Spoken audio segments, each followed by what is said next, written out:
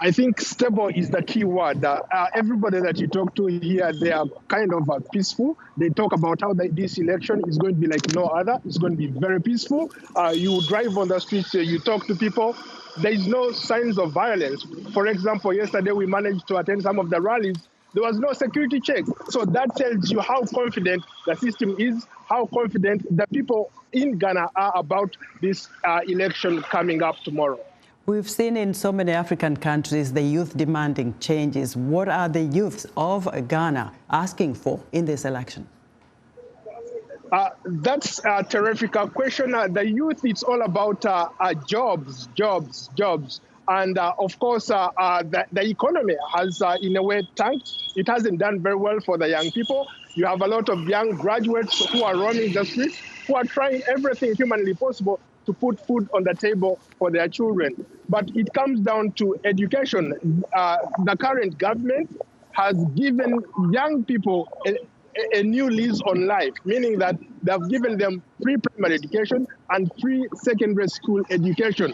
That's huge when you think about a country of about 18 million people, and half of that are young people. So this is an incredibly important decision that was made by the government to provide free education. So those are some of the things that are running around in the heads and minds of young people.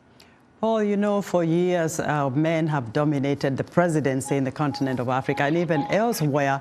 Where are women in this election in Ghana? Do we have any top competitors? What's happening there?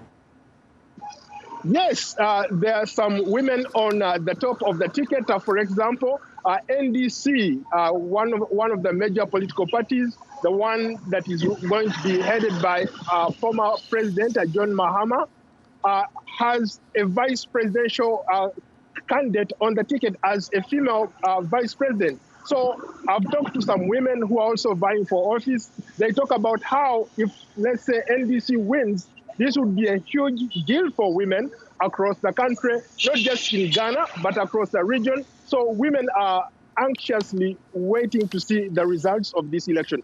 But on the other hand, as well, we have the current vice president who is running for president. He's a Muslim. When you talk to Muslims here, they say this could change the way people look at Islam in Ghana. For example, around Ghana, most of the countries there are Muslims. So they have a huge concentration of Muslims. So having an elected Muslim president in Ghana would be a great thing for this region.